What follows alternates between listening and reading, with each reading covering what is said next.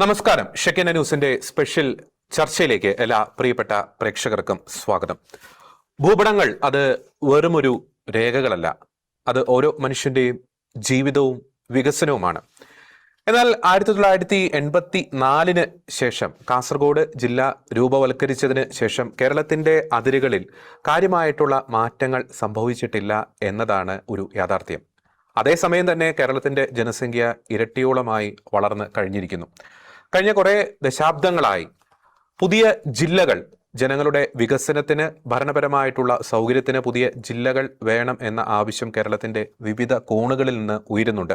അതിൽ ഏറ്റവും പ്രസക്തി അർഹിക്കുന്നത് ദശാബ്ദങ്ങളുടെ പഴക്കമുള്ളത് മൂവാറ്റുപുഴ ജില്ലാ രൂപീകരണത്തിന്റെ അതുമായി ബന്ധപ്പെട്ടുള്ള ഒരു ആവശ്യത്തിനാണ്. ഒപ്പം തന്നെ മലപ്പുറം ജില്ല വിഭജിച്ച് പുതിയ ജില്ലകൾ രൂപവൽക്കരിക്കണമെന്ന ആവശ്യവും ശക്തിപ്പെട്ടു വരുന്നു. ഒപ്പം തിരുവനന്തപുരം ജില്ലയിലെ ചില ഭാഗങ്ങൾ കേന്ദ്രീകരിച്ച് പുതിയ ജില്ല വേണമെന്ന ആവശ്യം ഉയരുന്നുണ്ട്. മാവേലിക്കര കേന്ദ്രീകരിച്ച് പുതിയ ജില്ല വേണമെന്ന ആവശ്യം ഉയരുന്നുണ്ട്. അങ്ങനെ പല മേഖലകളും കേന്ദ്രീകരിച്ച് പുതിയ ജില്ലകൾ, ഭരണപരമായിട്ടുള്ള സൗകര്യം മുന്നിൽ കണ്ടുകൊണ്ട് വേണമെന്നൊരു ആവശ്യം ഉയർന്നുകൊണ്ടിരിക്കുന്ന ഒരു സാഹചര്യത്തിലാണ് ഇന്ന് ഈ ഒരു ചർച്ച സംഘടിപ്പിക്കുന്നത്.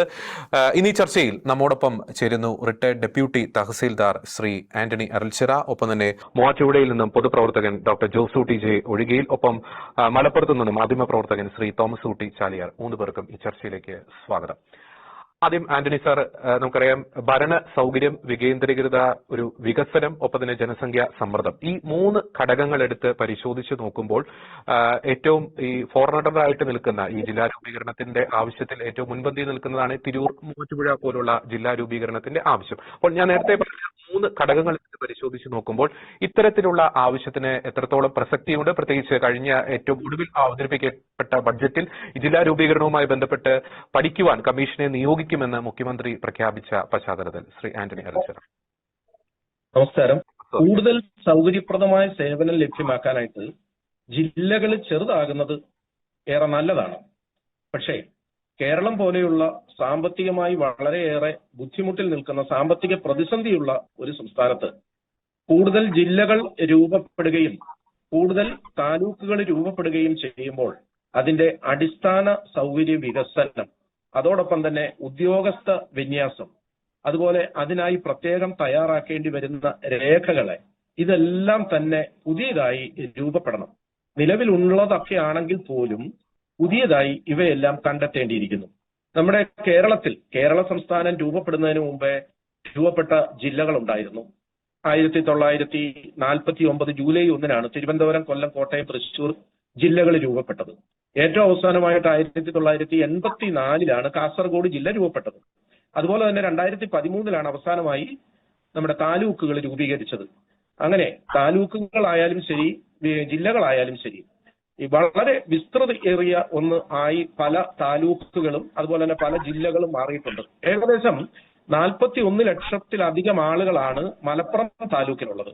അതുപോലെ തന്നെ 33 ലക്ഷത്തിലധികം മലപ്പുറം ജില്ലയിലുള്ളത്. അതുപോലെ തന്നെ തിരുവനന്തപുരം ജില്ലയിലും എറണാകുളം ജില്ലയിലും തൃശ്ശൂരും കോഴിക്കോട്ടുമൊക്കെ 30 ലക്ഷത്തിലധികം ആളുകൾ ഉണ്ട്. അപ്പൊ ഇത്രയേറെ ആളുകളുടെ, പ്രത്യേകിച്ച് മലയോര പ്രദേശങ്ങളും യാത്രാ സൗകര്യങ്ങൾ കുറവുള്ള പ്രദേശങ്ങളിലുമൊക്കെ ജില്ലാ ആസ്ഥാനങ്ങൾ ദൂരെയാകുന്നതിനനുസരിച്ച് വികസന പ്രവർത്തനങ്ങളിൽ പിന്നോട്ട് പോകാനുള്ള ഒരു സാഹചര്യമുണ്ട്. പക്ഷെ അങ്ങനെ വരുമ്പോഴും നമ്മൾ ചിന്തിക്കേണ്ട ഒരു കാര്യമുണ്ട്. സൗകര്യപ്രദമായി പുതിയ ജില്ലകളും താലൂക്കുകളും രൂപീകരിക്കുകയാണെങ്കിൽ അതിന് പറ്റിയ സാമ്പത്തിക അടിസ്ഥാനവും അടിത്തറയുമുള്ള ഒരു സംസ്ഥാനമാണ് നമ്മുടേതെന്ന് ഉറപ്പുവരുത്തിയതിനു ശേഷം മാത്രമായിരിക്കണം പുതിയ ജില്ലകളും പുതിയ താലൂക്കുകളും രൂപീകരിക്കേണ്ടി വരുന്നത്. കാരണം 2013 താലൂക്കുകൾ പ്രഖ്യാപിച്ചിട്ട് 2-3 വർഷങ്ങൾക്ക് ശേഷമാണ് പല സ്ഥലങ്ങളിലും അതിന്റെ ആസ്ഥാന മന്ദിരങ്ങൾ പോലും രൂപപ്പെടുത്തിയെടുക്കാൻ സാധിച്ചത്. കാസർഗോഡൊക്കെ എനിക്കറിയാം, മഞ്ചേശ്വരം താലൂക്ക് രൂപീകരിച്ച കാലഘട്ടത്തിൽ വർഷങ്ങൾക്ക് ശേഷമാണ് അവിടെ ഒരു ആസ്ഥാന മന്ദിരം പോലും ഉണ്ടാക്കിയെടുക്കാൻ സാധിച്ചത്. എന്ന് പറയുന്നത് പോലെ ഇവിടെ അടിസ്ഥാനപരമായി കുറേയേറെ മാറ്റങ്ങൾ വേണം. പക്ഷെ ഇത് ആവശ്യവുമാണ്. കേരളത്തിന്റെ സാഹചര്യം വെച്ച് നോക്കിയാൽ വളരെ കുറഞ്ഞ ഏരിയയിൽ വിസ്തൃതിയേറിയ കൂടുതൽ ആളുകൾ, ജനസാന്ദ്രത കൂടുതലുള്ളത് കൊണ്ടാണ് ഇത് ആവശ്യപ്പെടുന്നത്. തിരുവനന്തപുരം, കൊല്ലം ജില്ലയുടെ ഇടയ്ക്കും അതുപോലെ തന്നെ എറണാകുളം ജില്ലയ്ക്കും തൃശ്ശൂർ ജില്ലയ്ക്കും ഇടയ്ക്കും മലപ്പുറത്തും പലയിടത്തുമായി 4-5 സ്ഥലത്താണ് പുതിയ ജില്ലകൾ ആവശ്യപ്പെട്ടുകൊണ്ട്, കോഴിക്കോടാണെങ്കിലും പുതിയ ജില്ല ആവശ്യപ്പെടുന്നുണ്ട്. പക്ഷേ ഇവിടെ ചിന്തിക്കേണ്ട 2 കാര്യങ്ങൾ. ഒരു പോസിറ്റീവായിട്ടുള്ള ഒരു കാര്യം, ജനങ്ങൾക്ക് കൂടുതൽ സൗകര്യപ്രദമായ സേവനങ്ങൾ ലഭ്യമാകും പുതിയ ജില്ലകൾ രൂപപ്പെടുമ്പോൾ. അല്ലെ, ജില്ലകൾ എന്നുള്ളതിനേക്കാളും അപ്പുറം എന്റെ അഭിപ്രായത്തിൽ പുതിയ താലൂക്കുകളാണ് കൂടുതലായി രൂപപ്പെടുത്തേണ്ടത്. ജില്ലകൾ രൂപപ്പെടുമ്പോൾ കൂടുതൽ സൗകര്യം കിട്ടും, താലൂക്കുകൾ രൂപപ്പെടുത്തുമ്പോൾ അതിനേക്കാളും അധികം ജനങ്ങൾക്ക് സൗകര്യം ലഭിക്കും. പക്ഷേ സാമ്പത്തിക സ്ഥിതിയുടെ അടിസ്ഥാനത്തിൽ നോക്കിയാൽ ഇത് വളരെ ബുദ്ധിമുട്ടേറിയ ഒന്നായിട്ട് വരാം. പക്ഷേ ഇത് മറ്റ് ലക്ഷ്യങ്ങളൊന്നും ആയിരിക്കരുത് ജില്ലകൾ രൂപീകരിക്കുന്നത്. ഏതെങ്കിലും പ്രത്യേക വിഭാഗങ്ങൾ ഒരു പ്രദേശത്ത് കൂടുതൽ അവർക്ക് മേധാവിത്വം ലഭിക്കുന്നതിന് വേണ്ടിയിട്ടോ അങ്ങനെയുള്ള ചിന്തയോടുകൂടി ആയിരിക്കരുത് ഒരിക്കലും ജില്ലകളോ താലൂക്കുകളോ രൂപീകരിക്കപ്പെടുക. അവിടെ കൃത്യമായ ഭരണ നിർവഹണ സൗകര്യം കിട്ടുന്നതിന് വേണ്ടിയിട്ടായിരിക്കണം ജില്ലകൾ രൂപീകരിക്കേണ്ടി വന്നാൽ. പക്ഷെ പ്രധാനമായിട്ടും എന്റെ വ്യക്തിപരമായിട്ടുള്ള അഭിപ്രായത്തിൽ ജില്ലകളെക്കാൾ അധികമായിട്ട് കൂടുതൽ താലൂക്കുകൾ രൂപീകരിച്ച് കുറച്ചുകൂടി വികേന്ദ്രീകൃതമാക്കി കേന്ദ്രീകരിച്ച സൗകര്യങ്ങൾ സാധാരണക്കാർക്ക് എത്തിച്ചു കൊടുക്കാൻ വേണ്ടിയിട്ടുള്ള ഒരു നടപടിയായിരിക്കണം ഉണ്ടാകുന്നത്. ഇത്രയൊക്കെയാണെങ്കിലും കമ്മീഷനെ വിളിക്കുന്നുണ്ട്. ആ കമ്മീഷൻ അതുമായി ബന്ധപ്പെട്ട പ്രവർത്തനങ്ങൾ വളരെ വേഗം ചെയ്യുമെന്നും ഏറ്റവും യുക്തമായ തീരുമാനം ഉണ്ടാകുമെന്നും അറിയാം. പക്ഷേ ഇവിടെ ഈ രണ്ട് പ്രശ്നങ്ങൾ, ഒന്ന് സ്റ്റേറ്റിന്റെ സാമ്പത്തിക സ്ഥിതി നോക്കണം, അതോടൊപ്പം തന്നെ ജനങ്ങൾക്ക് കൂടുതൽ സേവനം കിട്ടുന്ന അവസ്ഥയും കൂടി പരിഗണിക്കണം. ഇത് രണ്ടും പരിഗണിച്ചായിരിക്കണം ജില്ലയായാലും താലൂക്കുകളായാലും പുതുതായി രൂപീകരിക്കപ്പെടേണ്ടത്. വ്യക്തമാണ്. അങ്ങ് സൂചിപ്പിച്ചതുപോലെ ഈ പറയുന്ന സാമ്പത്തിക ബാധ്യത വലിയൊരു വെല്ലുവിളി തന്നെയാണ് ഈ ജില്ലാ രൂപീകരണമൊക്കെ ആയിട്ട് ബന്ധപ്പെട്ടുള്ള ഒരു വിഷയത്തിൽ. ഡോക്ടർ ജോസൂട്ടി ചെയ്യുകയും നമുക്കറിയാം, മൂവാറ്റുപുഴ ജില്ലാ രൂപീകരണം അതിന്റെ ആവശ്യത്തിന് ഒരു പതിറ്റാണ്ടുകളുടെ പഴക്കമുണ്ട്. ഞാൻ മനസ്സിലാക്കുന്നിടത്തോളം 1982 ഈ പത്തനംതിട്ട ജില്ല രൂപവൽക്കരിച്ചതിന് ശേഷം മുൻ മുഖ്യമന്ത്രി കെ കരുണാകരൻ പറഞ്ഞ ഒരു കാര്യമുണ്ട്, അടുത്തൊരു ജില്ല കേരളത്തിൽ രൂപീകരിക്കുകയാണെങ്കിൽ അത് മൂവാറ്റുപുഴ ജില്ലയായിരിക്കും എന്ന് അദ്ദേഹം പറഞ്ഞിരുന്നു. ഒപ്പം അതിനുശേഷം ഈ ബാബു പോൾ IAS അധ്യക്ഷനായിട്ടുള്ള ഒരു സമിതി അതിന്റെ രൂപീകരണത്തിന്റെ സാധ്യതകളൊക്കെ പരിഗണിച്ചുകൊണ്ട് ഒരു റിപ്പോർട്ടൊക്കെ സമർപ്പിക്കുകയുണ്ടായി. പക്ഷേ പിന്നീട് അത് വെളിച്ചം കാണുന്നില്ല, തുടർ നടപടികൾ ഉണ്ടാകുന്നില്ല. ഈ എറണാകുളം ജില്ലയിലെ മൂവാറ്റുപുഴ അല്ലെങ്കിൽ ആ ജില്ല വിഭജിച്ച് മൂവാറ്റുപുഴ ജില്ലാ രൂപീകരണം അത് എത്രത്തോളം ആ ആവശ്യത്തിനൊരു പ്രസക്തിയുണ്ട്, എന്തെല്ലാം വെല്ലുവിളികളാണ് ആ ആവശ്യം നടപ്പാക്കുന്നതുമായി ബന്ധപ്പെട്ട് നേരിട്ടുകൊണ്ടിരിക്കുന്നത്? ഡോക്ടർ ജോസൂട്ടി ചെയ്യൊടിയിൽ. മൂവാറ്റുപുഴ ജില്ലാ രൂപീകരണവുമായി ബന്ധപ്പെട്ട് ജോർജ് ഇവിടെ ആദ്യം സൂചിപ്പിച്ച പോലെ 1982 തന്നെ കെ കരുണാകരൻ അന്ന് പ്രസ്താവിച്ചതാണ്, ഇനി ഒരു ജില്ല കേരളത്തിൽ ഉണ്ടാകുകയാണെങ്കിൽ അത് മൂവാറ്റുപുഴയായിരിക്കും. അതുപോലെ തന്നെ അതിനുവേണ്ടി ബാബു പോൾ കമ്മീഷൻ റിപ്പോർട്ട് സമർപ്പിക്കുകയും മൂവാറ്റുപുഴ ജില്ല വയബിൾ ആണ് എന്ന് വളരെ കൃത്യമായി സമർപ്പിക്കുകയും ചെയ്തു. വിവിധ കാരണങ്ങളാണ് ജില്ലയുടെ രൂപീകരണവുമായി ബന്ധപ്പെട്ട ആവശ്യമായി വന്നിരിക്കുന്നത്. ഏറ്റവും പ്രധാനപ്പെട്ടത് ഈ എറണാകുളം ജില്ലയുടെ വികസനത്തിന്റെ ഒരു അസന്തുലിതാവസ്ഥ. എറണാകുളം നഗര കേന്ദ്രീകൃതമായി വികസനങ്ങൾ മുഴുവൻ അവിടേക്ക് ഫോക്കസ് ചെയ്യപ്പെടുകയും ചുറ്റുമുള്ള, അതായത് മൂവാറ്റുപുഴ താലൂക്ക്, കോതമംഗലം താലൂക്ക്, പിറവം താലൂക്കിന്റെ ഭാഗങ്ങൾ, കുന്നത്താട് താലൂക്കിന്റെ ഭാഗങ്ങളൊക്കെ പൂർണ്ണമായി അവഗണിക്കപ്പെടുകയും ചെയ്യുന്ന ഒരു സാഹചര്യമുണ്ട്.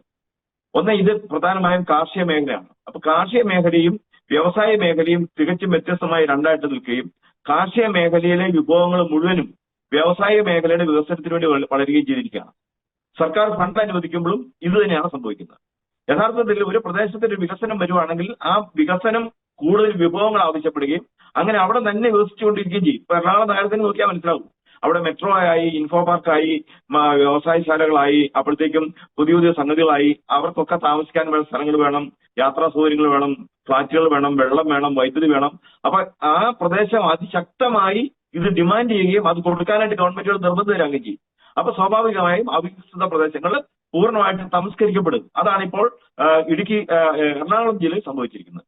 ഇതിന് അടുത്തൊരു ചോദ്യം ഇതാണ്, ഇത് വയബിൾ ആണോ എന്നുള്ളതാണ്. ഇത് വയബിൾ ആണ്. കാരണം ഈ പുതിയതായിട്ട് വരാൻ പോകുന്ന ജില്ലയുടെ നമ്മൾ കണക്കാക്കുമ്പോൾ തോന്നുന്ന വിസ്തീർണം എന്ന് പറഞ്ഞാൽ 2417 സ്ക്വയർ കിലോമീറ്റർ ആണ്. 2417 സ്ക്വയർ കിലോമീറ്റർ എന്ന് വെച്ച് കഴിഞ്ഞാൽ ആലപ്പുഴ, കോട്ടയം, വയനാട്, തിരുവനന്തപുരം ജില്ലകളെക്കാളും വലിപ്പം ഉണ്ടാവും ആ പ്രദേശത്തിന് തന്നെ. അതുപോലെ പോപ്പുലേഷൻ പറഞ്ഞാൽ ഏകദേശം 8,70,000 ആൾക്കാർ വരും പുതുതായിട്ട് രൂപീകരിക്കപ്പെടാൻ പോകുന്ന നിർദ്ദിഷ്ട ജില്ലയിൽ. അത് പറയുന്നത് വയനാടിനേക്കാളും ഇടുക്കിയേക്കാളും ഒക്കെ കൂടുതൽ ജനസംഖ്യ അവിടെയുണ്ട്. അപ്പൊ ജനസംഖ്യാപരമായും ഭൂമിശാസ്ത്രപരമായും ഇത് വയബിളാണ്. പിന്നെ ഇവിടെ സൂചിപ്പിച്ച പോലെ ഈ സാമ്പത്തികമായ എക്സ്പെൻസ് എന്ന് പറയുന്നത് യഥാർത്ഥത്തിൽ ഒരു പ്രദേശത്തെ ജനങ്ങളിലേക്ക് കൂടുതൽ ഗവൺമെന്റ് സേവനങ്ങൾ എത്തുമ്പോൾ അത് തന്നെ അവിടെ ഒരു ഇൻകം ജനറേറ്റിംഗ് സംഭവമായിട്ട് മാറും. മറ്റൊരു പ്രധാനപ്പെട്ട കാര്യം, ഇത് നമ്മൾ ചെലവായിട്ടല്ല കണക്കാക്കേണ്ടത്, ഇതൊരു ഭാവിയിലേക്കുള്ള ഇൻവെസ്റ്റ്മെന്റ് ആയിട്ടാണ് കണക്കാക്കുന്നത്. നമ്മളിപ്പോ മെട്രോ പണിതിരിക്കുന്നത് ചെലവായിട്ടല്ലല്ലോ കണക്കാക്കിയിരിക്കുന്നത്. അത് അടുത്ത 50 വർഷത്തേക്കോ 100 വർഷത്തേക്കോ കണക്കാക്കുമ്പോൾ അതൊരു വലിയ ഇൻവെസ്റ്റ്മെന്റ് ആണ്. ഇപ്പൊ കേരള സംസ്ഥാനം ഫോളോ ചെയ്യാൻ പോകുന്ന ബ്ലൂ ഇക്കോണമി അനേകായിരക്കണക്കിന് കോടി രൂപ വേണം. അത് ഭാവിയിലേക്കുള്ള ഒരു ഇൻവെസ്റ്റ്മെന്റ് ആണ്. പുതിയൊരു ജില്ല രൂപീകരിക്കാന്ന് പറഞ്ഞാൽ അത് ഈ ഭാവിയിലേക്കുള്ള ഒരു വലിയ ഇൻവെസ്റ്റ്മെന്റ് ആണെന്ന കാര്യത്തിൽ യാതൊരു തർക്കവുമില്ല. പിന്നെ ഉദ്യോഗസ്ഥ വിന്യാസം, ഇൻഫ്രാസ്ട്രക്ചർ തുടങ്ങിയ കാര്യങ്ങൾ നമ്മൾ പരിഗണിക്കുമ്പോൾ അതിന് സമാനമായി എന്തൊക്കെ ഗുണങ്ങൾ അതിന്റെ പേരിൽ ഉണ്ടാകുമെന്നുകൂടെ പരിഗണിക്കണം. അങ്ങനെയാണല്ലോ ഏതൊരു എക്സ്പെൻസിനെ നമ്മൾ പരിഗണിക്കുന്നത്. ഇപ്പൊ മൂവാറ്റുപുഴയെ സംബന്ധിച്ചിടത്തോളം മൂവാറ്റുപുഴ എല്ലാ മേഖലയിലേക്കുമുള്ള ഒരു ഹബ്ബാണ്.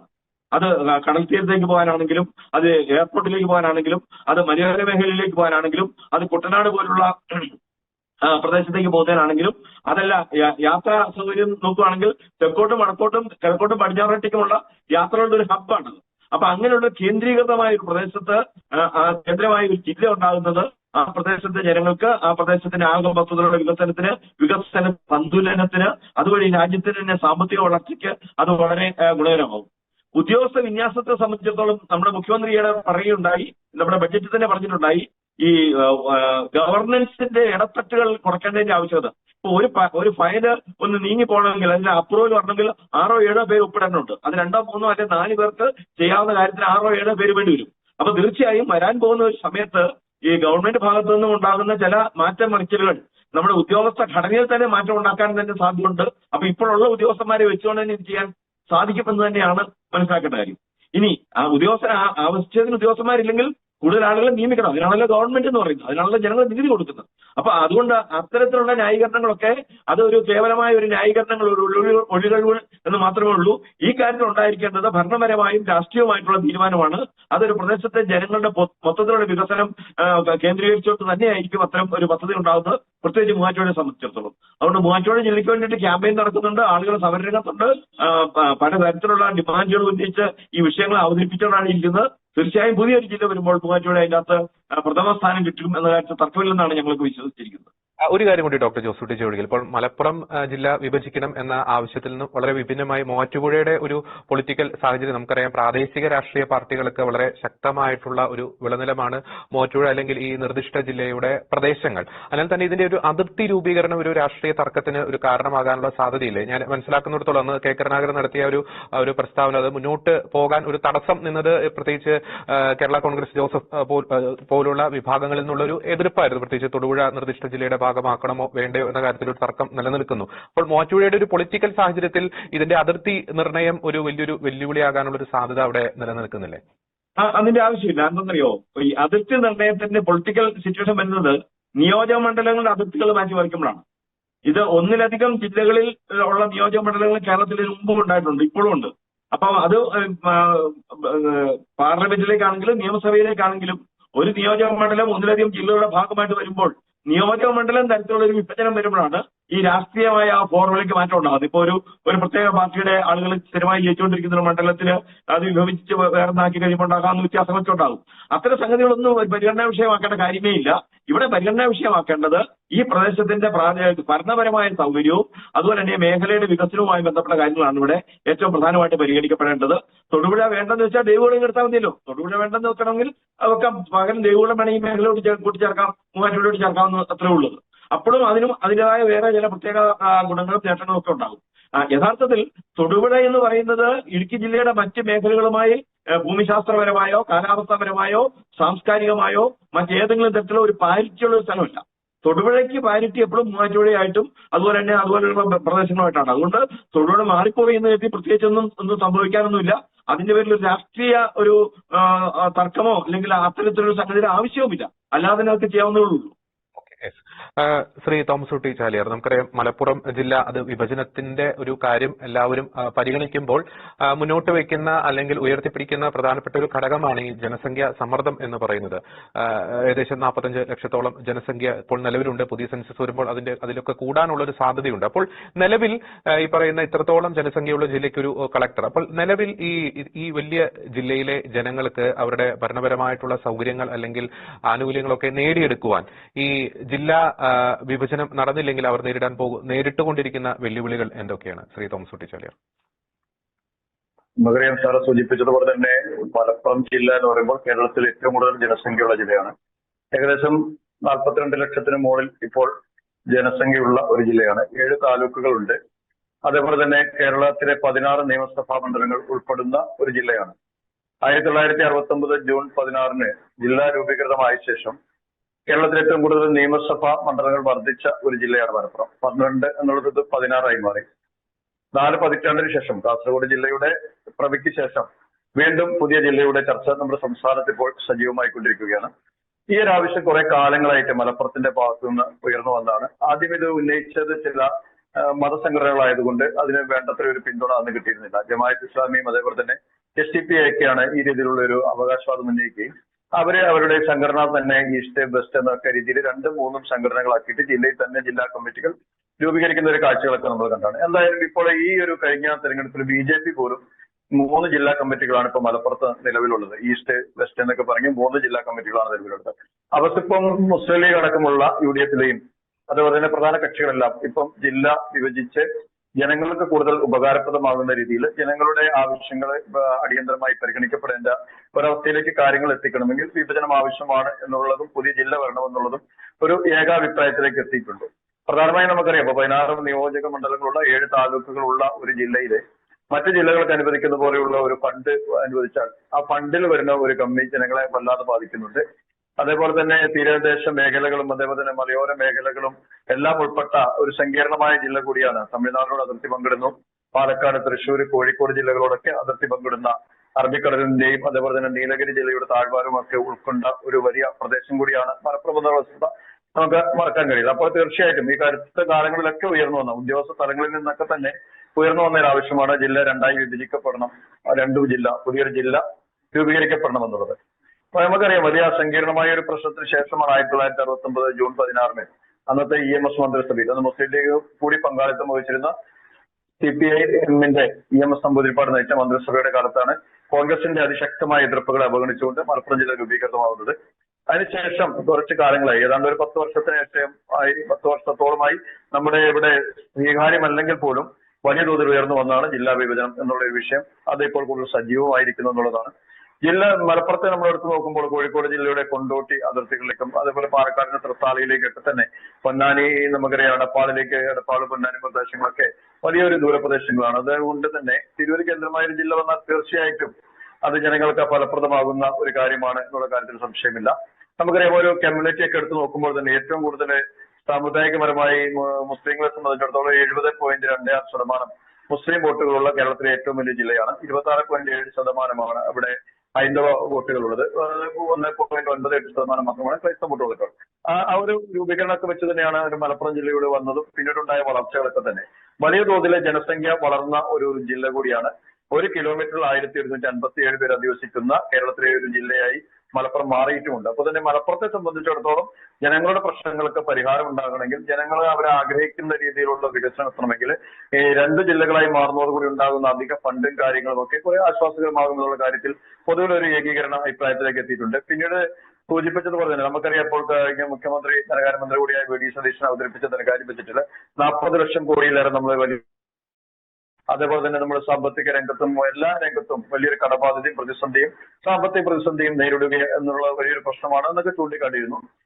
മുൻപ് പ്രതികരിച്ച ആളുകൾ പറഞ്ഞവർ തന്നെ സാമ്പത്തികത്തെ മാത്രം നിർത്തിക്കൊണ്ട് നമ്മുടെ ഒരു ജനകീയ വികസനത്തെ നമുക്ക് വേണ്ട എന്ന് പറയാൻ കഴിയില്ല. ഒരു ജനകീയ വികസനം വരണമെങ്കിൽ ചില കടമ്പകൾ ഭരിക്കുന്ന സർക്കാരുകൾ ആർജവത്തോടു കൂടി നടപ്പാക്കേണ്ട ചില പ്രക്രിയകളുണ്ട്. ആവശ്യമെങ്കിൽ ഉദ്യോഗസ്ഥ വിന്യാസം നടത്തണം, അല്ലെങ്കിൽ നിലവിലുള്ള ഉദ്യോഗസ്ഥരെ ഏകീകരിച്ചുകൊണ്ടുള്ള ഒരു സംവിധാനം ഉണ്ടാകണം. മലപ്പുറത്തെ ഇപ്പൊ 7 താലൂക്ക് എന്നുള്ളത് ഒരു 8ആയി മാറ്റണം എന്നുള്ളതാണ് നമുക്ക് പറയാനുള്ളത്. ഒരു 2 നിയോജക മണ്ഡലങ്ങളുടെ അപ്പുറത്തേക്ക് ഒരു താലൂക്ക് പോകുമ്പോഴത്തേയുള്ള സാങ്കേതിക പ്രശ്നങ്ങളും വിഷമങ്ങളൊക്കെ ജനങ്ങൾക്കുണ്ട്. അതുകൊണ്ട് മലപ്പുറം ജില്ലയിൽ ഒരു വിഭജനം അല്ലെങ്കിൽ ഒരു പുതിയ ജില്ല എന്നുള്ളൊരു ആവശ്യം ഇപ്പോൾ ഏതാണ്ട് കക്ഷിരാഷ്ട്രത്തിന് അതീതമായി ഒരു തർക്കമില്ലാത്ത കാര്യങ്ങളിലേക്ക് നീങ്ങുകയാണ് എന്നുള്ളൊരു വസ്തുത പറയാതിരിക്കാൻ കഴിയില്ല. മലപ്പുറത്തിന്റെ ഒരു കണക്ക് വെച്ച് തൃശ്ശൂരും നമുക്ക് വയനാടും ഇടുക്കിയും പത്തനംതിട്ടയും ഒക്കെ എടുത്ത് പരിശോധിക്കുമ്പോൾ ആ 3 ജില്ലയിലുള്ളതിനേക്കാൾ കൂടുതൽ നിയമസഭാ മണ്ഡലങ്ങൾ ഈ ഒരൊറ്റ ജില്ലയിൽ തന്നെയുണ്ട് എന്നുള്ളതെല്ലാം പരിഗണിക്കുമ്പോൾ ഒരു ജില്ല പുതിയത് വേണം എന്നുള്ളൊരു ആവശ്യത്തെ നമുക്ക് ജനങ്ങളുടെ ഒരു ആവശ്യത്തെ ന്യായമായി തന്നെ കാണാൻ കഴിയുള്ളൂ. മറ്റു കാര്യങ്ങളിലേക്കൊക്കെ സർക്കാരാണ് കിടക്കേണ്ടത്.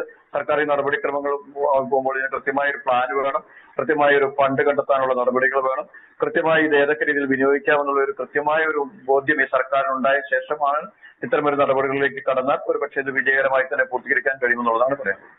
വളരെ വ്യക്തമാണ്. ഏറ്റവും ലാസ്റ്റ് ഘട്ടത്തിൽ സമയം അതിക്രമിച്ചിരിക്കുന്നുവെങ്കിലും ചുരുങ്ങിയ വാക്കുകളിൽ ആന്റണി സാർ, നമുക്കറിയാം ഈ കാസർഗോഡ് ജില്ല രൂപവൽക്കരിച്ചതിന് ശേഷം കേരളത്തിന്റെ അയൽ സംസ്ഥാനങ്ങളിൽ പല ജില്ലകളും രൂപവൽക്കരിക്കുന്ന രീതിയിലേക്ക് കാര്യങ്ങൾ പോയിട്ടുണ്ട്. കേരളത്തിന്റെ സിനാരി വ്യത്യസ്തമാണ്. പക്ഷേ എന്തുകൊണ്ടായിരിക്കും കഴിഞ്ഞ 42 വർഷത്തിലധികമായ ഒരു പുതിയ ജില്ലാ രൂപീകരണത്തിലേക്ക് കേരള സർക്കാർ കടക്കാതിരുന്നത്?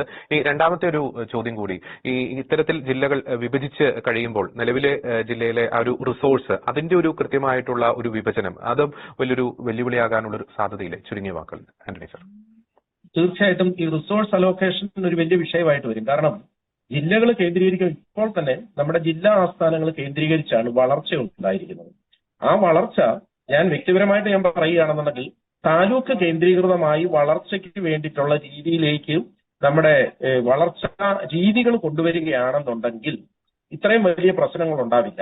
ഇപ്പം ഞാൻ എതിരായിട്ട് പറയുകയല്ല. കേരളത്തിന്റെ പുറത്തുള്ള ജില്ലകൾ, മറ്റു സംസ്ഥാനങ്ങളിലെ ജില്ലകൾ പരിശോധിച്ചാൽ കേരളത്തിലെ 4-5 ജില്ലകളുടെ വലിപ്പവും ജനസംഖ്യയും അധികം വ്യത്യാസമില്ലാത്ത രീതിയിലുണ്ട്. പക്ഷെ കേരളം പോലെയുള്ള ഒരു സംസ്ഥാനത്ത് ഇവിടുത്തെ ജനസംഖ്യയും ഈ തീരപ്രദേശവും മലമ്പ്രദേശവും ഇടനാടും തമ്മിലുള്ള വലിയ വ്യത്യാസങ്ങളും ചേർന്ന് വരുമ്പം ഈ ജില്ലകൾ പുനഃക്രമീകരിക്കേണ്ടത് തന്നെയാണ്. അത് ഈ അലോക്കേഷനിൽ എന്ന് പറഞ്ഞാൽ ഈ അവിടുത്തെ മെഷീനറി ആയാലും ശരി, ഇൻഫ്രാസ്ട്രക്ചർ ആയാലും ശരി, മറ്റു കാര്യങ്ങളാണേലും ശരി, ചെയ്തു വരുമ്പം അതിന് സമയമെടുക്കും. സമയമെടുത്താൽ പോലും ചില ജില്ലകൾ വിഭജിക്കുക എന്നുള്ള അടിയന്തര ആവശ്യം തന്നെയാണ്. അതോടൊപ്പം ഞാൻ എടുത്തു പറയുന്ന ഒരു കാര്യം, ഈ താലൂക്ക് കേന്ദ്രീകൃത വികസനത്തിന് നേതൃത്വം കൊടുത്താൽ, അല്ലെന്നുണ്ടെങ്കിൽ മുൻതൂക്കം കൊടുത്താൽ ഈ ജില്ലാ തലത്തിലുള്ള വികസനം കേന്ദ്രീകരിക്കപ്പെടുന്നു എന്നുള്ള പരാതി തീർക്കാൻ സാധിക്കും. അതിനു വേണ്ടിയിട്ടായിരിക്കണം കൂടുതൽ ശ്രമം നടത്തേണ്ടിയിരിക്കുന്നത്. കാരണം ഗ്രാമീണ വികസനം, ഗ്രാമവികസനമാണ് ഗാന്ധിജി വിഭാവനം ചെയ്തത്. അതുപോലെ തന്നെ ആ രീതിയിലേക്ക് കാര്യങ്ങൾ കൊണ്ടുവരാൻ പറ്റിയാൽ ജില്ലയ്ക്ക് വേണ്ടി ജില്ലാ ആസ്ഥാനം വരണം, 2-3 താലൂക്കുകൾ കൂടുമ്പോൾ ഒരു ജില്ല വേണം എന്ന് പറയുക, ആ അവസ്ഥയിൽ നിന്ന് മാറി നിശ്ചിത ജനസംഖ്യയെ കണക്കാക്കി തന്നെ ഒരു ജില്ല രൂപീകരിക്കാനായിട്ട് തയ്യാറാവുക. ഇപ്പൊ മലപ്പുറം പോലെയൊക്കെ ഉള്ളത് 41 ലക്ഷത്തിലധികം കഴിഞ്ഞ പ്രാവശ്യം തന്നെ ഉണ്ടായിരുന്നു, കഴിഞ്ഞ സെൻസസിൽ. അതൊക്കെ വിഭജിക്കണം. അതുപോലെ തന്നെ തിരുവനന്തപുരത്തെ ചില മേഖലകളും കൊല്ലത്തെ മേഖലകളും കൂടെ ചേർത്താൽ അവിടെയും കൂടുതലുണ്ട്. അതുപോലെ തന്നെ മൂവാറ്റുപുഴ പോലുള്ള പ്രദേശത്ത് അടിയന്തരമായി വികസനം വരേണ്ട ആവശ്യമാണ്. ഇതൊക്കെ ശരിയാണ്. പക്ഷെ അതോടൊപ്പം തന്നെ വ്യക്തിപരമായിട്ട് ഞാൻ പറയുന്നത്, എന്റെ അഭിപ്രായത്തിൽ ഈ സർവീസിൽ ഇരുന്നതിന്റെ അടിസ്ഥാനത്തിൽ ഞാൻ പറയുന്നത്, താലൂക്ക് തലത്തിൽ വികസന കേന്ദ്രങ്ങളാക്കി മാറ്റാൻ സാധിച്ചാൽ അവിടെയായിരിക്കും കൂടുതൽ വികസനം എത്തുക. അല്ലെങ്കിൽ ജില്ലാ ആസ്ഥാനത്തേക്ക് പോകുന്ന വളരെ കുറച്ച് കാര്യങ്ങൾക്ക് ജില്ലാ ആസ്ഥാനത്തേക്ക് അപ്പോൾ പോകേണ്ടി വരത്തുള്ളൂ. വികസന കേന്ദ്രം എപ്പോഴും താലൂക്ക് ആസ്ഥാനം എന്നുള്ള തരത്തിലേക്ക് കൊണ്ടുവരാൻ നമുക്ക് പറ്റുന്ന ഒരു ഗ്രാമവികസന രീതിയിൽ കേരളം പോലുള്ള ഒരു സ്ഥലത്ത് ആസ്ഥാനങ്ങൾ മാത്രമല്ല വളർന്നിട്ടുള്ളത്, മറ്റു സ്ഥലങ്ങളും വളർന്നിട്ടുണ്ട്. അതുകൊണ്ട് ആ ഒരു തലത്തിലും കൂടെ ചിന്തിക്കുന്നത് നല്ലതായിരിക്കും. അർഹമായിട്ടുള്ളത്, ഏറ്റവും അത്യാവശ്യമുള്ള ജില്ലകൾ വിഭജിക്കേണ്ടതായിട്ടുള്ളവ വിഭജിക്കുക തന്നെ ചെയ്യണം. അതിനു വേണ്ടിയിട്ടുള്ളതായിരിക്കും നമ്മുടെ വരാനിരിക്കുന്ന റിപ്പോർട്ടുകളെന്ന് നമുക്ക് പ്രതീക്ഷിക്കാം. ശ്രീ ജോസൂട്ടി ജോഴിയിൽ, നമുക്കറിയാം ഈ ജില്ലാ വിഭജനം എന്ന് പറയുമ്പോൾ നമ്മൾ വികസനമായിരിക്കണം അതിന്റെ ഒരു നിഷ്പക്ഷമായി ചിന്തിക്കുമ്പോൾ അതിന്റെ ഒരു അടിസ്ഥാന ഘടകം. പക്ഷേ ഇത്തരത്തിൽ ജില്ലകൾ വിഭജിക്കപ്പെട്ട് പുതിയ ജില്ലകൾ രൂപവൽക്കരിക്കപ്പെടുമ്പോൾ ചില പൊളിറ്റിക്കൽ പാർട്ടികൾക്ക് അല്ലെങ്കിൽ ചില വിഭാഗങ്ങൾക്ക് ഒരു അഡ്വാൻറ്റേജ്, ഓവറായിട്ടുള്ള ഒരു അഡ്വാൻറ്റേജ് ലഭിക്കുന്ന തരത്തിലുള്ള ഒരു ക്രമീകരണത്തിലേക്കൊക്കെ പോയി കഴിഞ്ഞാൽ അത് കേരളത്തിന്റെ സാമുദായിക സന്തുലിതാവസ്ഥയ്ക്ക് വളരെ ദോഷകരമായിട്ടുള്ള ഒരു കോട്ടം സൃഷ്ടിക്കാനുള്ള ഒരു സാധ്യതയില്ലേ ഡോക്ടർ ജോസൂട്ടി ജോഴിയിൽ? അല്ല, അതിപ്പം എല്ലാവരും വളരെ ബാലൻസ്ഡ് ആയിട്ട് മാത്രമേ ഉണ്ടാകാൻ പാടുള്ളൂ എന്ന് നമുക്ക് പറയാൻ പറ്റില്ല. ഒരു സ്ഥലത്ത് ഒരു വിഭാഗത്തിൽപ്പെടുന്ന ആളുകളുടെ ഒരു കേന്ദ്രീകരണം ഉണ്ടായാൽ വേറെ സ്ഥലത്ത് മറ്റു വിഭാഗത്തിൽപ്പെടുന്ന ആളുകളുടെ കേന്ദ്രീകരണം ഓട്ടോമാറ്റിക്കായിട്ട് ഉണ്ടാവുന്നുണ്ട്. അപ്പൊ ഇത്തരം കേന്ദ്രീകരണങ്ങളെ നാച്ചുറൽ ആയിട്ട് ബാലൻസ് ചെയ്യുന്ന തരത്തില് അത് വന്നുകൊള്ളൂ, ഓട്ടോമാറ്റിക്കായിട്ട് തന്നെ കറങ്ങി തിരിഞ്ഞ് വന്നുകൊള്ളൂ. അപ്പൊ നമ്മൾ ഓരോ നിയമമണ്ഡലം എടുത്തു നോക്കിക്കോളെ, ഏതെങ്കിലും ഒരു വിഭാഗത്തിനോട് മുൻതൂക്കം ഉണ്ട്, അത് നമ്മൾ എടുത്തു നോക്കിയാൽ മനസ്സിലാവും. ഒരു വിഭാഗത്തിനും മുൻതൂക്കം ഇല്ലാത്തവരെ സന്തുലിതമായ ഒരു സ്പ്ലിറ്റ് ഉണ്ടായിട്ടുള്ള വളരെ അപൂർവം കേസുകൾ മാത്രമേ ഉള്ളൂ. അപ്പൊ ഇവിടെ നമ്മുടെ ഫോക്കസ് വരേണ്ടത് നമ്മുടെ പ്രാദേശികമായ വികസനം തന്നെയായിരിക്കണം നമ്മുടെ ഫോക്കസ്. അത് പക്ഷേ അതിനകത്തൊരു പൊതുവായ ഒരു ജനറൽ ആയിട്ടുള്ള ഒരു ഡ്രാഫ്റ്റ് ഉണ്ടാകണം, ഒരു ജനറൽ ഡ്രാഫ്റ്റ് എന്ന് വെച്ച് കഴിഞ്ഞാൽ അത് ഭൂമിശാസ്ത്രപരമായ സമാനതകളുള്ള കണക്ടിവിറ്റിയുള്ള സ്ഥലങ്ങൾ തമ്മിലുള്ള ഒരു സംഗതി വേണം. ഭൂമിശാസ്ത്രപരമായി സമാനതകളും കണക്ടിവിറ്റിയുമുള്ള പ്രദേശങ്ങൾ തമ്മിൽ കൂടിച്ചേർക്കുമ്പോൾ അത്തരത്തിലൊരു ജില്ലയാവും. ഇപ്പൊ മൂവാറ്റുപുഴയെ സംബന്ധിച്ച് പറഞ്ഞു കഴിഞ്ഞാൽ മൂവാറ്റുപുഴ, കോതമംഗലം, അതുപോലെ തന്നെ പർവ്വതത്തിന്റെ ഭാഗങ്ങൾ, തൊടുപുഴ എല്ലാം വരും. ഈ തരത്തിലുള്ള കണക്ടിവിറ്റി ഒരുപോലെ ഉണ്ട്. പൊതുവായ ഒരു അവിശ്വാസ പ്രദേശങ്ങളായിട്ട് നിലനിൽക്കുന്നുണ്ട്. ഈ പ്രദേശങ്ങൾ മുഴുവൻ അഗ്രേരിയനാണ് പ്രധാനമായിട്ടുള്ളത്. അങ്ങനെയുള്ള മറ്റു പ്രദേശങ്ങൾ വ്യാവസായികമാണ്. അപ്പൊ അത് തമ്മിൽ വളരെ വലിയൊരു അന്തരമുണ്ട്. ഈ അന്തരം ആണ് നമ്മൾ പരിഗണിച്ചിട്ട് അത് ഏതാണ്ട് ഒരു സമാനതയുള്ള കണക്ടിവിറ്റിയുള്ള പ്രദേശങ്ങളെ തമ്മിൽ നമ്മൾ യോജിപ്പിച്ചെടുക്കുക എന്നുള്ള ഒരു സംഗതിയാണ് വരുന്നത്. മലപ്പുറത്തെ എടുത്ത് നോക്കിയാലും ഈ മലപ്പുറത്തിന്റെ ഭൂമിശാസ്ത്രം പരിശോധിച്ചാലും ഈ തരത്തിലുള്ള തീരപ്രദേശവും അതിനോടനുബന്ധമായ പ്രദേശങ്ങളും നഗരവൽകൃതമായ പ്രദേശങ്ങളുമായിട്ടുള്ള ഒരു പാറ്റേണും അതിനപ്പുറം മലയോര മേഖലകളും കാർഷിക മേഖലകളും വനങ്ങളും ഒക്കെ ഉൾപ്പെടുന്ന വേറെ പ്രദേശങ്ങളും ആ തരത്തിൽ അവിടെയും ഒരു വലിയ വിഭജനം നമ്മൾ ഒറ്റ നോക്കി തന്നെ നമുക്ക് കാണാനായിട്ട് പറ്റും. അപ്പൊ ഇത്തരം കാര്യങ്ങൾ എവിടെ അഡ്രസ് ചെയ്യപ്പെടും? അതല്ലെന്നുണ്ടെങ്കിൽ ഈ ഒരിക്കൽ പോലും സന്തുലനം എല്ലായിടത്തേക്കും ഒരുപാട് വികസനം എത്തില്ല. അപ്പൊ എറണാകുളത്തെ ഒരു ജില്ലാ കളക്ടർക്ക് ഞങ്ങളുടെ ഈ മേഖലയിലേക്കൊക്കെ വരാനായിട്ട് വല്ല കാലത്തൊന്നും വന്നെങ്കിലായി എന്നത് മാത്രമേ ഉള്ളൂ. കാരണം അത്രമാത്രമാണ് അതിന്റെ അന്തരമെന്ന് പറയുന്നത്. അപ്പൊ ഈ ഒരു പ്രത്യേക സാഹചര്യത്തിൽ നമ്മൾ ഒരു നയപരമായ സമീപനം ഗവൺമെന്റ് എടുക്കേണ്ടതുണ്ട്. അത് വലിയ ജില്ലകളെ പ്രത്യേകിച്ച് ഭൂമിശാസ്ത്രപരമായും അതുപോലെ തന്നെ ഇത് ജനസംഖ്യാപരമായും വലിപ്പമുള്ള ജില്ലകളെ രണ്ടാക്കണം. അതിൻ്റെ അത് വയബിലിറ്റി എന്ന് പറയുന്ന ഒരു ഫാക്ടർ വളരെ പ്രധാനപ്പെട്ടതാണ്. അത് ആവശ്യത്തിന് സ്ഥലമുണ്ടോ, ആവശ്യത്തിന് ജനസംഖ്യ ഉണ്ടോ, ആവശ്യത്തിന് വിഭവങ്ങളുണ്ടോ എന്ന് നോക്കേണ്ട ഒരു സംഗതിയാണ്. ആ സംഗതികൾ പരിഗണിച്ചുകൊണ്ടിട്ട് ഒരു വൈബിലിറ്റി കറക്റ്റ് ആയിട്ടുണ്ടെന്നുണ്ടെങ്കിൽ ഒരു ജില്ല കൂടുതൽ വന്നു കഴിഞ്ഞാൽ അതിനുവേണ്ടി വരുന്ന അഡീഷണൽ ചെലവ് ഫലത്തിൽ ഒരു അഡീഷണൽ ചെലവല്ല. ഇപ്പൊ തന്നെ മിക്ക സ്ഥലങ്ങളിലും ഓൾറെഡി ചില ഇൻഫ്രാസ്ട്രക്ചറുകൾ ഉണ്ട്. ഇപ്പൊ മൂവാറ്റുപുഴ കോടതി സമുച്ചയമുണ്ട്, ഒരു ജില്ലാ കോടതിക്ക് വേണ്ട എല്ലാ സംവിധാനങ്ങളും ഉണ്ട് മൂവാറ്റുപുഴയിൽ. അതുപോലെ തന്നെ മിനി സിവിൽ സ്റ്റേഷൻ ഉൾപ്പെടെയുള്ള സർക്കാർ സ്ഥാപനങ്ങൾ ധാരാളമുണ്ട്, സർക്കാരിന്റെ പങ്ക് ഭൂമിയുണ്ട്. അപ്പം ആ തരത്തിലുള്ള സാധ്യതകളുണ്ട്. ഉദ്യോഗസ്ഥന്മാരെ വിന്യസിക്കുകയാണ് ചെയ്യേണ്ടത്. അല്ലാതെ ഒരു സ്ഥലത്തുള്ള ഉദ്യോഗസ്ഥർ അവിടെ തന്നെ ഇരിക്കണം എന്ന് പറയുന്നതിനകത്ത് അർത്ഥമില്ല. അവരെ ആ പ്രോപ്പറായി വിന്യസിച്ചു കഴിഞ്ഞാൽ ഇത് വളരെ വയബിളാണ്. ഇതിനകത്ത് വേണ്ടിയിരിക്കുന്നത് ഞാൻ ആദ്യം സൂചിപ്പിച്ചത് തന്നെയാണ്, ഒരു രാഷ്ട്രീയമായ ഒരു ഇച്ഛാശക്തിയാണ് ഇതിനകത്ത് ഏറ്റവും പ്രധാനമായിട്ട് വേണ്ടിയിരിക്കുന്നത്. പിന്നെ ഒരു ഭരണം ഭംഗിയായിട്ട് കൊണ്ടുപോകണമെങ്കിൽ അതിനനുബന്ധമായി എന്തൊക്കെ കാലാകാലങ്ങൾ ചെയ്യേണ്ടതുണ്ടോ അത് ചെയ്യാനുള്ള ഇച്ഛാശക്തി കാണിക്കുന്നിടത്താണ് ഒരു ഭരണകൂടത്തിന്റെ കരുത്തും ആ ഭരണകൂടത്തിന്റെ ജനങ്ങളോടുള്ള പ്രതിബദ്ധതയും നിൽക്കുന്നത്. അതിന് എന്തെങ്കിലുമൊക്കെ ന്യായീകരണങ്ങൾ പറഞ്ഞ് മാറ്റിവെക്കുകയല്ല, മറിച്ച് എന്ത് ആവശ്യമാണോ അതെടുക്കുക. അല്ലാതെ നമ്മളിപ്പോ വെള്ളം വേണം, വെള്ളത്തിന് ഇവിടെ നാട്ടിലേക്ക് വെള്ളമില്ലെന്ന് പറഞ്ഞാൽ എന്തൊരു കാര്യമുണ്ടോ? കിണർ കുടിക്കണമെങ്കിൽ കുടിക്കണം, വേറെ സ്ഥലത്ത് കൊണ്ടുവരണമെങ്കിൽ കൊണ്ടുവരണം, വെള്ളം കിട്ടിയേ മതിയാവൂ എന്ന് പറഞ്ഞതുപോലെ വികസനം ആളുകളിലേക്ക് സന്തുലിതമായി എത്തിയേ മതിയാവൂ. അതിന് അനിവാര്യമായ ഒന്നാണ് ഈ ജില്ലാ വിഭജനം എന്ന് പറയുന്നത്. അത് തീർച്ചയായും എറണാകുളം ജില്ലയെ സംബന്ധിച്ചിടത്തോളം ഏറ്റവും അനിവാര്യമായി നിൽക്കുകയാണ്, പ്രത്യേകിച്ച് ഈ മലയോര മേഖല, ഈ കാർഷിക മേഖല, കിഴക്കൻ മേഖലയെ സംബന്ധിച്ചിടത്തോളം. അതുകൊണ്ട് അത് നടപ്പാക്കണം തന്നെയാണ്. അതുപോലെ തന്നെ മലപ്പുറത്തിനൊന്നും ആരും എതിരല്ലല്ലോ. മലപ്പുറത്തും വികസനം വരണം, അവിടെയും വിഭജനം ആവശ്യമാണെങ്കിൽ അത് വരണം. അതുകൊണ്ട് ഗവൺമെന്റിന് ഗുണമേ ഉണ്ടാവുള്ളൂ, ദൂഷ്യമില്ലാവില്ല എന്ന് തന്നെയാണ് എനിക്ക് പറയാനുള്ളത്.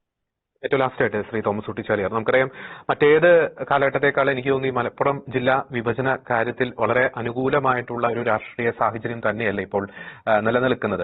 ഇപ്പോൾ നേരത്തെ പറഞ്ഞതുപോലെ ഇപ്പോൾ മലപ്പുറം ജില്ലാ വിഭജനത്തിന്റെ കാര്യത്തിൽ എനിക്ക് തോന്നുന്നു അവിടുത്തെ പൊളിറ്റിക്കൽ പാർട്ടികൾ, രാഷ്ട്രീയ പാർട്ടികളെല്ലാം ഒരേ മനസ്സോട് കൂടി തന്നെയായിരിക്കും പ്രവർത്തിക്കുന്നത്. അപ്പോൾ ഒരുപക്ഷെ റിപ്പോർട്ട് അനുകൂലമായി കഴിഞ്ഞാൽ കുറെ കൂടി ആയാസകരമായി, മറ്റ് സ്ഥലങ്ങളെ അപേക്ഷിച്ച് കുറെ കൂടി ആയാസകരമായ ഒരു ജില്ലാ വിഭജനത്തിലേക്കൊക്കെ കടക്കാൻ മലപ്പുറത്തിന് സാധിക്കില്ല. അങ്ങനെ ഒരു സാഹചര്യം തന്നെയല്ലേ നിലനിൽക്കുന്നത്? ശ്രീ തോമസ് കുട്ടിച്ചാലിയാർ, നമുക്കറിയാം 1969 മലപ്പുറം ജില്ലാ രൂപീകരണവുമായി ബന്ധപ്പെട്ടുണ്ടായ കോലാഹലം കേരള രാഷ്ട്രീയത്തിലെ വലിയ ചർച്ചകൾ ഒക്കെ വഴിതെളിച്ചാണ്. എന്നാൽ അന്ന് ആര്യാടൻ മുഹമ്മദ് അടക്കമുണ്ടായിരുന്ന കോൺഗ്രസിന്റെ വലിയ ആളുകളെല്ലാം തന്നെ അന്ന് അതിശക്തമായി തന്നെ ഈ ജില്ലാ രൂപീകരണത്തെ എതിർത്തിരുന്നു. പക്ഷെ ആ ഒരു രാഷ്ട്രീയ സാഹചര്യങ്ങളൊക്കെ മാറി. എന്നുവെച്ചാല് ആദ്യം സൂചിപ്പിച്ചതുപോലെ തന്നെ വലിയ ഒരു ജനസംഖ്യ, ഒരു കിലോമീറ്ററിനുള്ളിൽ 1157 പേരെന്ന നിലയിലേക്ക് വർദ്ധിച്ചിരിക്കുന്നു. നമുക്ക് എന്റെ കണക്കുകളും കാര്യങ്ങളൊക്കെ പരിശോധിച്ചാൽ തന്നെ അറിയാം. നമുക്കറിയാം കേരളത്തിലെ 140 നിയമസഭാ മണ്ഡലങ്ങളിൽ കുറഞ്ഞ കാലയളവിനുള്ളിൽ 25% വർധനവാണ് 4 മണ്ഡലങ്ങളാണ് കൂടുതൽ. അത് കൃത്യമായും ഈ മലപ്പുറം ജില്ലയിലെ ജനസംഖ്യാ വർധനവിന്റെ ഒരു കാര്യം തന്നെയാണ്. അത് തള്ളിക്കളയാൻ കഴിയില്ല. ആ ഒരു ആധിക്യം ഈ 69 രൂപപ്പെട്ട ജില്ലയിൽ ഇന്ന് നിലനിൽക്കുന്നു എന്നുള്ളത് തന്നെയാണ്. ഇനി വരാൻ പോകുന്ന ഒരു സമയത്താണെങ്കിൽ പോലും തെക്കൻ കേരളങ്ങളൊക്കെ എടുത്ത് പരിശോധിച്ചാൽ പോലും നമ്മുടെ നിയമസഭാ മണ്ഡലങ്ങളുടെ എണ്ണത്തിൽ വർധന വരുന്നില്ല. നമ്മളെ ജനസംഖ്യ ആനുപാതികമായി ജനസംഖ്യ കുറയുന്ന പ്രദേശത്തുനിന്നും മറ്റ് ജനസംഖ്യ കൂടിയ സ്ഥലങ്ങളിലേക്ക് മാറ്റപ്പെടുമ്പോൾ, കോട്ടയമായാലും മറ്റ് ജില്ലകളൊക്കെ തെക്കൻ കേരളത്തിലും കോഴിക്കോട് ജില്ലയിൽ ഒരു സീറ്റൊക്കെ കുറഞ്ഞപ്പോഴാണ് ആനുപാതികമായി 4 സീറ്റ് മലപ്പുറത്തേക്ക് കൂടിയത്. ആ ഒരു വളർച്ച മലപ്പുറത്ത് തുടരാനുള്ള സാധ്യതയുണ്ട്. അത് പൂർണ്ണമായും ആ ഒരു രീതിയിൽ നമുക്കറിയാം. ഇപ്പം വിദേശത്തേക്കൊക്കെ പോകുന്നുണ്ടെങ്കിൽ തന്നെ മലപ്പുറത്തെയുള്ള ആളുകൾ കൂടുതലായിട്ടും ഗൾഫ് രാജ്യങ്ങളിലേക്കാണ് പോകുന്നത്. മറ്റുള്ള യൂറോപ്പിലേക്കുള്ള അത്ര ഒരു കുടിയേറ്റം മലപ്പുറം ജില്ലയിലില്ല. മലപ്പുറത്ത് 10 പൈസ സ്വരൂപിച്ച് നാട്ടിലേക്ക് തന്നെ മടങ്ങി വരുന്ന ഒരു സംവിധാനമാണ് ഇപ്പൊ നിലവിലുള്ളത്. അതുകൊണ്ട് ആ ഒരു പോപ്പുലേഷൻ ജനങ്ങളും ഒക്കെ തന്നെ മലപ്പുറത്ത് ഇനിയും വർദ്ധിക്കാനുള്ള സാധ്യത നിലനിൽക്കാണ്. ഇപ്പോൾ എല്ലാ പാർട്ടികളും ഒരേ മനസ്സോടുകൂടി തന്നെ വിഭജനം വേണം എന്നുള്ള ഒരു ഭാഗത്തേക്ക് എത്തിയിരിക്കുകയാണ്. അത് കഴിഞ്ഞ നമുക്കറിയാം ദുരന്തങ്ങളൊക്കെ 2019 ഉണ്ടായപ്പോൾ ഏറ്റവും കൂടുതൽ ചർച്ച ചെയ്യപ്പെട്ട ഒരു കാര്യമാണ് ഒരു ജില്ലയ്ക്ക് കിട്ടുന്ന ഫണ്ട് മറ്റു ജില്ലയ്ക്ക് കൊടുക്കുന്ന പോലെ തന്നെ വീതം വെക്കുമ്പോൾ ഉണ്ടാകുന്ന പ്രയാസങ്ങളും കാര്യങ്ങളൊക്കെ അതേപോലെ തന്നെ ഇപ്പൊ ഞാൻ ആദ്യം പറഞ്ഞ പോലെ തന്നെ താലൂക്കുകൾ ഒന്നിൽ കൂടുതൽ വരുന്നത് വളരെ നല്ല കാര്യം തന്നെയാണ്. ഇപ്പൊ താലൂക്കുകളിൽ ഒരു 90% 80% പ്രശ്നങ്ങൾക്ക് പരിഹാരം കാണാൻ കഴിയുമെങ്കിൽ ജില്ലാ ആസ്ഥാനത്തേക്ക് ഓടേണ്ട ആവശ്യമില്ല. പക്ഷെ ഇന്ന് നമ്മുടെ താലൂക്കുകളിലെ പ്രവർത്തനം ഡെപ്യൂട്ടി തീർച്ചയായിരുന്ന സാർ പറഞ്ഞതുപോലെ താലൂക്കിലെ പ്രവർത്തനം ജനങ്ങൾക്ക് അത്രയേറെ കൃത്യമായി എത്തിച്ചു കൊടുക്കുന്നതിൽ പല താലൂക്കുകളും ഇപ്പം സജീവമല്ല. അവരത് കളക്ടറേറ്റിലേക്ക് വിടുകയാണ്. ഇവിടെ പരിഹരിക്കപ്പെടാവുന്ന വിഷയങ്ങൾ ഇവിടെ തന്നെ പരിഹരിക്കുന്നതിനുള്ള ഒരു സംവിധാനം ഈ സർക്കാർ ആർജവത്തോടെ എടുത്ത് ഈ സർക്കാർ ഇതിന് കണ്ടുള്ള ഫണ്ട് കണ്ടുവെച്ചുകൊണ്ട് ഇത് വികസിക്കുമ്പോൾ എന്തെല്ലാം നേട്ടങ്ങൾ, എങ്ങനെ ധനശേഖരണം, മറ്റു കാര്യങ്ങളൊക്കെ മുതൽക്കൂട്ടാക്കാം എന്നുള്ള കണ്ടൊക്കെയുള്ള ഒരു കൃത്യമായ ഒരു പ്ലാനോട് കൂടി ദീർഘവീക്ഷണത്തോടു കൂടി ഉള്ള ഒരു ജില്ലാ വിഭജനവും പുതിയ ജില്ലകളുമാണ് വരുന്നതെങ്കിൽ സ്വാഗതം ചെയ്യപ്പെടാവുന്നത് തന്നെയാണ്. അതൊരു വീക്ഷണതയുള്ള സർക്കാരായിരിക്കണം. കൃത്യമായ ഒരു പ്ലാനുകൾ വേണം. അങ്ങനെ വരുമ്പോൾ അത് തൊഴിലവസരങ്ങളടക്കം വർദ്ധിക്കുന്നതിനും കാർഷിക മേഖലയ്ക്ക് ഉണർവ് കിട്ടുന്നതിനൊക്കെ വരും. മലപ്പുറത്തിന്റെ മലയോര മേഖലകളെ പ്രത്യേകമായി പാക്ക് ചെയ്തുകൊണ്ട് മണ്ഡലങ്ങളുടെ ഈ ഒരു 16 മണ്ഡലങ്ങൾ നിലവിലുള്ളതിന് ചില വകഭേദങ്ങൾ വരുത്തിക്കൊണ്ട് ചില മാറ്റങ്ങൾ വരുത്തിയാൽ എല്ലാ വിഭാഗങ്ങൾക്കും കൂടുതൽ പ്രാതിനിധ്യം കിട്ടുന്ന രീതിയിലേക്ക് നിയമസഭാ അംഗങ്ങളുടെ എണ്ണത്തിലും വലിയൊരു മാറ്റമുണ്ടാവും. തീർച്ചയായും വളരെ സജീവമായിട്ടുള്ള ചർച്ചയ്ക്ക് തന്നെയാണ് നാം ഇന്ന് സാക്ഷ്യം വഹിച്ചത്. തീർച്ചയായിട്ടും വികസനം അത്യന്താപേക്ഷിതം തന്നെയാണ്.